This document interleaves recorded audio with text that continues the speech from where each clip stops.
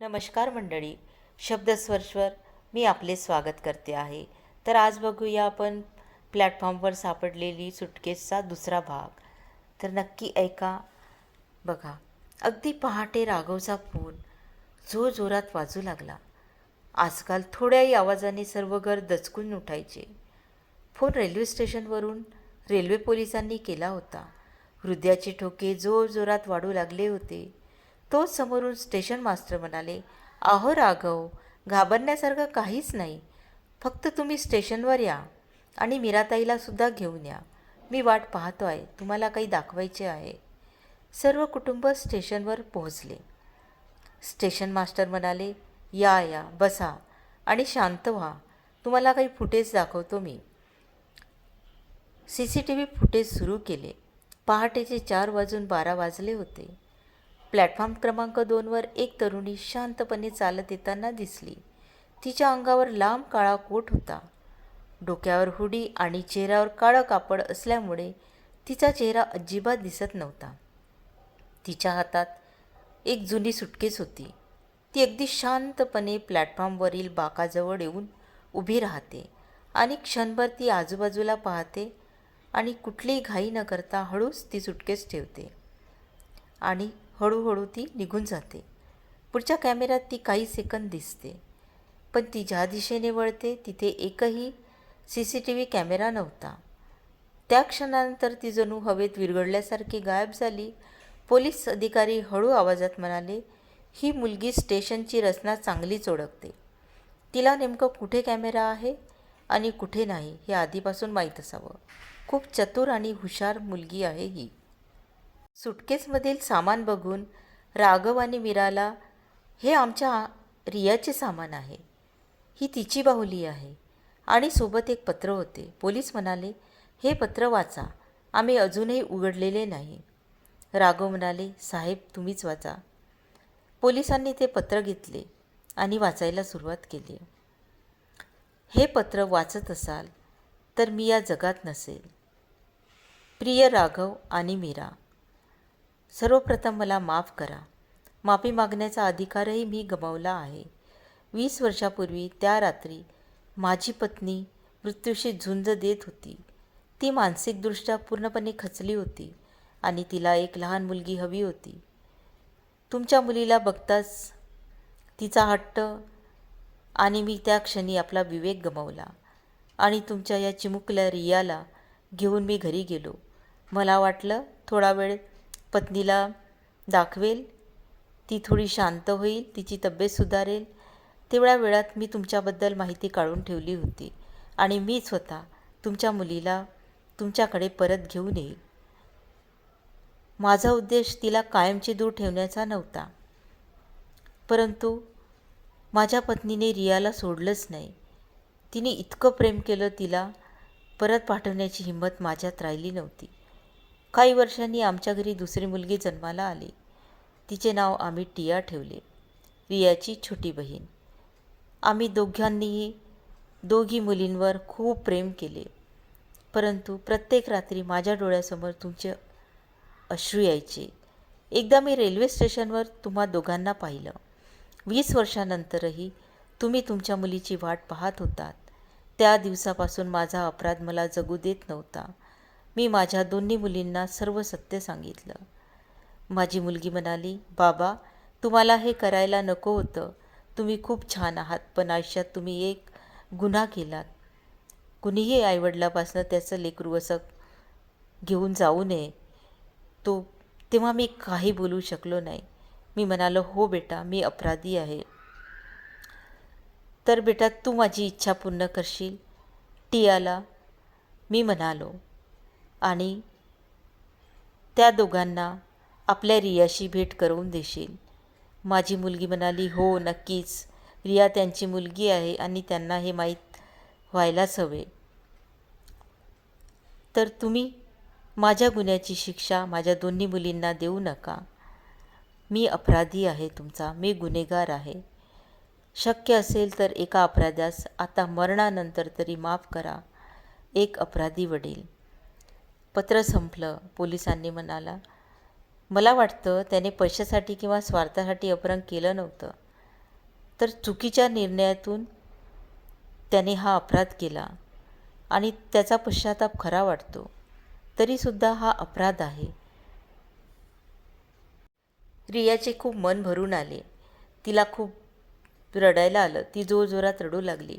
टियासुद्धा रडू लागली. ताई, तू शांत हो. सत्य कळल्यावर लपून छपून खेळ खेळत नाही. मी जाऊन सरळ आईवडिलांना भेटते, अशी रिया म्हणाली. पण तिची सावत्र बहीण थोडी सावध असते. ती म्हणते, ताई, 20 वर्ष झाली आहेत. ते लोक अजूनही तुला स्वीकारतील का? आधी मी पाहून येते. मग तिनेच काळा कोट घालून सुटकेस स्टेशनवर ठेवला. तिला पाहायचं असतं, हे आईवडील खरोखरच रियासाठी अजूनही तळमळत आहेत का, की त्यांनी आयुष्य पुढे नेलं आहे. तेव्हा ती CCTVमध्ये पाहते आणि मीरा फोटो पाहून रडते. राघव बाहुली पाहून ओळखतो. तिचे खूप बारीक लक्ष ह्या दोघांवर असते. दोघेही 20 वर्षानंतरही रियावर तितकंच प्रेम करतात. तेव्हा ती घरी जाऊन रियाला म्हणते, ताई, तू खूप भाग्यवान आहेस. तुझे आईबाबा अजूनही तुझी वाट पाहत आहेत. आता आपण एक क्षणही गमवायला नको. ते तुला कधी विसरलेले नाही. आपण त्यांना भेटूया. तू माझी ताई आहेस. मी तुला कधी विसरणार नाही, रिया टियाला म्हणाली. दोघी बहिणी एकमेकींना मिठी मारल्या. इकडे मात्र राघव आणि मीरांनी पोलिसांना या मुलीचा शोध घ्यायला सांगितले होते. परंतु 1 महिना होऊनही पोलिसांच्या हाती अजूनही काही धागेदोरे लागले नव्हते. असाच काळ पुढे चालला होता. ह्या सुटकेसनंतर तर अजूनही बेचैनी खूप वाढलेली होती. परंतु 1-1.5 महिन्यानंतर राघवला एक कॉल आला. अननोन कॉल घ्यायचा की नाही या विचारात होता आणि त्याने कॉल घेतला. समोरून एक मुलगी बोलत होती. हॅलो काका. तो काही वेळ शांत राहिला. ही कोण मुलगी आहे, मला काका म्हणते. परत ती म्हणाली, हॅलो काका, प्लीज फोन ठेवू नका. मी तुम्हाला भेटण्यास खूप आतुर आहे. त्यांना वाटलं की त्यांची मुलगी बोलते आहे. ते म्हणाले, बोल बेटा. ती म्हणाली, काका, मी तुमच्या व्हॉट्सअपवर एक लोकेशन पाठवते. सांगितलेल्या लोकेशनवर तुम्ही नक्की या आज दुपारनंतर. मी वाट बघते आहे. यानंतर राघवने घरी या गोष्टीची चर्चा केली. सर्व कुटुंब तयार झाले जाण्यास. तयार होऊन ते आलेल्या लोकेशनवर गेले. तिथे एक टेबल बुक केलेला होता. टेबलवर जाऊन बसलेत. अजूनही तिथे कुणीच आलेलं नव्हतं. 5 मिनिट ते वाट बघत बसले. तोपर्यंत हॉटेलचे मॅनेजर आले आणि म्हणाले, तुम्ही बसा. त्या मुलीने तुम्हाला प्रतीक्षा करायला सांगितली आहे. म्हणजे मुलीनी हॉटेल मॅनेजरलासुद्धा सांगितले असावे. थोड्या वेळातच एक अतिशय सुंदर नाजूक मुलगी त्यांच्याकडे आली. ती म्हणाली, हॅलो काका. नमस्कार काका. आईबाबांना तिने चरणस्पर्श केला. काकूंना म्हणाली, मी आहे रियाची छोटी बहीण टिया. मीच ती सुटकेस तिथे ठेवलेली होती. मी फक्त तुम्हाला बघत होती की तुमच्या मनात काय आहे. ते म्हणाले, बेटा, आईवडील कधीही आपल्या मुलांना दूर करत नाही. ते नेहमी प्रतीक्षा करत असतात. ती म्हणाली, हो काका, मला माफ करा. आता लवकरच मी तुमच्या मुलीला घेऊन येते. आणि ती मुलगी दुसरीकडे गेली बाहेर आणि रियाला घेऊन आली. अगदी परीसारखं सजवून ती रियाला घेऊन आली होती. रियाला बघताच अगदी सगळी फॅमिली सुन्न झाली. काय करावं काही समजत नव्हतं. जणू काय हे एक स्वप्न होतं. आपली मुलगी मिळते आहे हे एक स्वप्न वाटत होतं. रिया जवळ आली. आईला आई म्हणून मिठी मारली. राघवला बाबा म्हणून मिठी मारली. खूप आनंदाचा क्षण होता. मीरा आणि राघव यांच्या डोळ्यातून खूप अश्रूच्या धारा वाहत होत्या.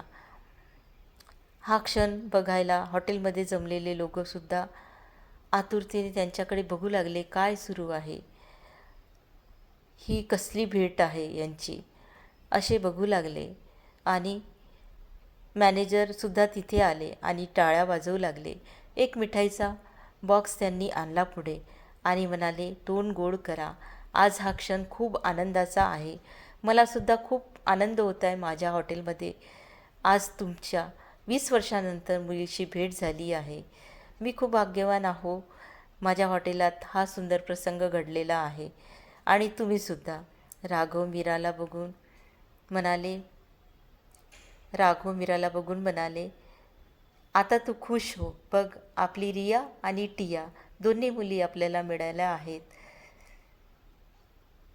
यानंतर सर्व फॅमिली खूप आनंदाने तिथे मिठाई खाल्ली, जेवण केलं आणि हा खूप लक्षात ठेवणारा हा प्रसंग सगळ्यांनी आपल्या हृदयात नोंदवून ठेवला. धन्यवाद. तर मंडळी, आपणास ही कथा कशी वाटली? कुठल्याही कथेचा शेवट हा थोडा पॉझिटिव्ह व्हावा याकरिता असा शेवट करण्यात आलेला आहे. तर आपल्याला ही कथा आवडली असेल तर नक्की लाईक करा, सबस्क्राईब करा आणि दुसऱ्या माझ्या येणाऱ्या कथा नक्की तुम्ही ऐका. तोपर्यंत तुम्ही स्वस्त रहा, मस्त रहा. धन्यवाद. Bye bye.